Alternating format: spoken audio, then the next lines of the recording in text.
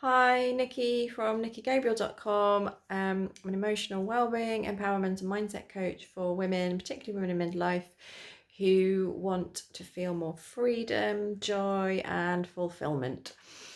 Today, I want to talk about getting intentional about your well-being and your self-care and fulfillment, because for me that was probably the first positive stepping stone that I jumped on to start transforming the way I was experiencing my life, having lived a life of people pleasing, avoiding saying what it was that I wanted or needed, partly because I didn't really understand what it was that I wanted or needed. But being very intentional about it is the way to start making changes, because when you're living in a way where your needs are being met, where your desires are being either worked towards or being attained within your life, um, everything just feels so much easier.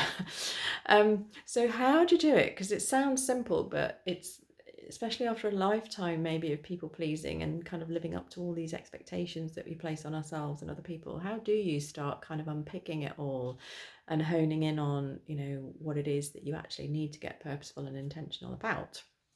um, there are lots and lots and lots of different things to consider, but for me the simplest way to get started is simply to consciously switch off your autopilot, because we've often we're doing things in our lives because they worked for us 20 years ago or because they fitted a particular time or circumstance. And as we know, human beings love habit. So we can fall into all sorts of habits, not just on a small scale, but on a big scale as well. We can be turning up for a job out of habits because we're on that career trajectory, but actually it's not really giving us what we really deeply want. And that's certainly what happened to me.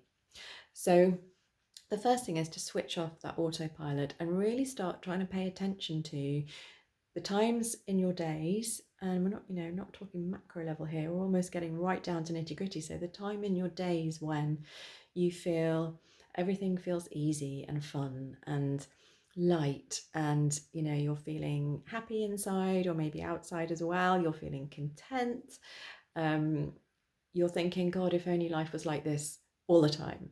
Those are the sort of real sweet spots for you. So then start looking at what's sort of happening around that, what's sort of giving you those feelings, what has happened, what are you doing, who's there, and why does it feel so good. Then also tune into those times during the days and weeks when you're feeling really snippy and frustrated and resentful and heavy and like you're dragging yourself through the day, and notice what it is that's leaving you with those feelings. So it could be that there's somebody at work that you have to have meetings with all the time who absolutely just saps you to the bone.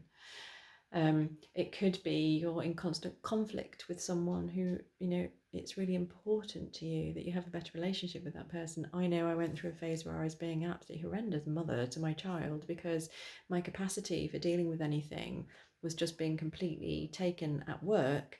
And then when I got home, I had nothing left for him.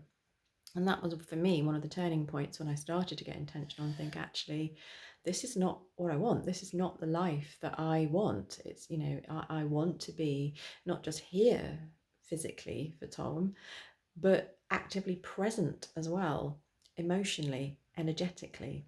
And that was really important to me. So that is the other side of it, looking at the things that are really sort of making you feel that heaviness and resentment and frustration and all of that. And then trying to understand what's behind it. And then across that is looking not just at how you're feeling up or down, but also where's your energy at? When is it that you're feeling really energized and like you could just take on the world? And when is it when you're just feeling like you just have nothing left and you're running on empty? And start kind of looking at what's happening around those things. Then you can start getting a bit more intentional about trying to reduce the number of things that are in your life that are draining you or leaving you feeling, oh, it's just all too much. because if you're highly sensitive, that's a really big thing. And I'll do another video on high sensitivity and how to deal with some of the common issues that people who are highly sensitive like me can find, particularly if you're an introvert, highly sensitive person. But for now, just in terms of getting intentional, it's about understanding, the things that are causing you an issue and the things that are energizing you and leaving you feeling great, and trying to do more of the latter and less of the other. And it sounds easy. I know it's not. There's a whole load of other things embedded in there around, guilt, having to do something sometimes that we just don't like, time management, which also actually is self-management, and also dealing with other people and setting boundaries and all that kind of thing. But we'll tackle those another day. You may be interested to know I'm running an online workshop with Mindful Lime later in the year around boundaries, so I'll keep you posted on that. And then underpinning all of that, I guess, is just being really clear about what actually really matters to you. If work is really important to you and the type of work that you do is really important to you, but there are elements of it that are causing you issues, then focus on how you can tweak those things, because jacking that all in is probably not the right thing, because it does give you a lot of good stuff. But if you're finding that work is a complete drain on you and actually it's not really fulfilling you that much, and it's causing you to not be present with your family, and that's really important to you, then you need to start looking at how you make more structural changes, or find a way of not letting the sort of emotions dig in with you. But I have to be honest, I tried that and it didn't really work. So sometimes we just have to say, actually, this whole thing is not working. I need to make a fundamental change and be brave about it. But the first thing really is just getting clear on what it is that really matters to you and how often you're sort of factoring that into your days and weeks, and showing up as the version of yourself that you want to be for those things that really matter. And then switching off the autopilot and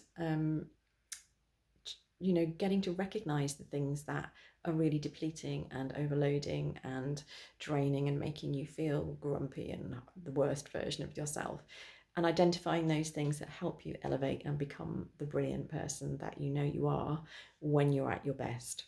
And that's what it's all about. It's about helping you show up as the best version of you in the places that really matter to you. That's why it's important to get intentional. Drop me a line, comment below if you've got any thoughts on getting intentional, and let me know what you find really difficult about it. Until next time, bye.